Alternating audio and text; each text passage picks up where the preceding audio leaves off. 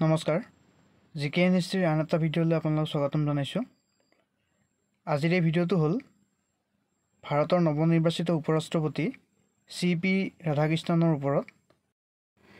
তেখেতে কিদৰে নিজৰ ৰাজনৈতিক জীৱন আৰম্ভ কৰি প্ৰথমতে MP, তাৰ পাছত ৰাজ্যপাল আৰু তাৰ পাছত ভাৰতৰ উপৰাষ্ট্ৰপতি হিচাপে অধিষ্ঠিত হ'ল, সেই বিষয়ে আমি এই ভিডিঅ'টোত জানিব চেষ্টা কৰিম।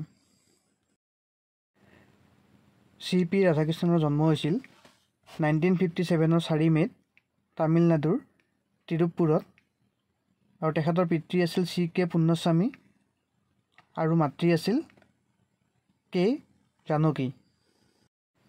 তেওঁ কলেজত পঢ়ি থকা সময়ত টেবুল টেনিছৰ চেম্পিয়ন আছিল, কলেজ চেম্পিয়ন আছিল, আৰু তেওঁ তামিলনাডুৰ VO চিদাম্বৰম কলেজৰ পৰা BBA ডিগ্ৰী লাভ কৰিছিল।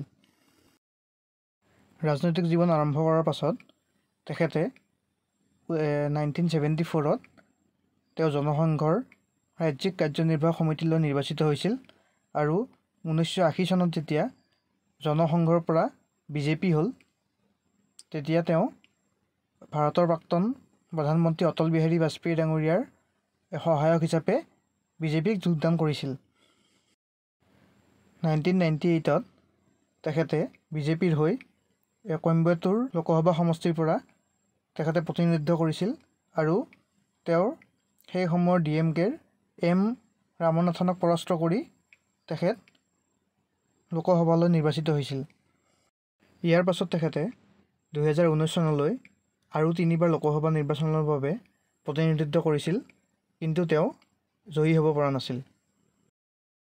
1998ৰ পৰা 2004লৈকে তেখেতে ৰাজহুৱা খণ্ডৰ যিটোক আমি পাব্লিক ছেক্টৰ আণ্ডাৰটেকিং বুলি কওঁ PSU, তাৰে সংসদীয় সমিতিৰ সদস্য আছিল, আৰু বিত্ত বিভাগৰ সংসদীয় পৰামৰ্শদাতা সমিতিৰ সদস্য আছিল। তাৰ পাছত তেখেত 2004 চনৰ পৰা 2006 চনলৈ তামিলনাডুৰ ভাৰতীয় জনতা পাৰ্টিৰ ৰাজ্যিক সভাপতি হিচাপে সভাপতিত্ব কৰিছিল, মানে তেওঁ তামিলনাডুৰ BJP ষ্টেট প্ৰেছিডেণ্ট আছিল। 2016 চনৰ পৰা 2020 চনলৈ ক্ষুদ্ৰ আৰু মজলীয়া উদ্যোগ মন্ত্ৰালয়ৰ অধীনস্থ ভাৰতীয় কয়ৰ বৰ্ডৰ তেওঁ অধ্যক্ষতা কৰিছিল। 2023 চনৰ 12 ফেব্ৰুৱাৰীত ভাৰতৰ প্ৰধানমন্ত্ৰী নৰেন্দ্ৰ মোদীয়ে ঘোষণা কৰিছিল যে ঝাৰখণ্ডৰ তেতিয়াৰ ৰাজ্যপাল ৰমেশ বাইছৰ পাছত ৰাধাকৃষ্ণন ডাঙৰীয়াক ঝাৰখণ্ডৰ পৰৱৰ্তী ৰাজ্যপাল হিচাপে নিযুক্তি দিয়া হ'ব, আৰু সেই মৰ্মে তেওঁ 18 ফেব্ৰুৱাৰীত তেখেতে ঝাৰখণ্ডৰ 10ম ৰাজ্যপাল হিচাপে কাৰ্যভাৰ গ্ৰহণ কৰিছিল। ঝাৰখণ্ডৰ ৰাজ্যপাল হৈ থকা সময়তে 2024 চনৰ 19 মাৰ্চত তেলেংগানাৰ তেতিয়া ৰাজ্যপালে পদত্যাগ কৰাৰ কাৰণে তেখেতক তেলেংগানাৰ গভৰ্ণৰ হিচাপে অতিৰিক্ত দায়িত্ব প্ৰদান কৰিছিল। লগতে পণ্ডুচেৰীৰ লেফটেনেণ্ট গভৰ্ণৰ হিচাপেও তেখেতক অতিৰিক্ত দায়িত্ব দিয়া হৈছিল। তাৰ পাছত 2024 চনৰ 27 জুলাইত তেখেতে মহাৰাষ্ট্ৰৰ ৰাজ্যপাল হিচাপে নিযুক্তি লাভ কৰিছিল। ভাৰতৰ 14 নম্বৰ উপৰাষ্ট্ৰপতি জগদীপ ধানখেৰে পদত্যাগ কৰাৰ পাছত 9 ছেপ্টেম্বৰ 2025 তাৰিখে CP ৰাধাকৃষ্ণনক ভাৰতৰ 15তম উপৰাষ্ট্ৰপতি হিচাপে নিৰ্বাচিত কৰে।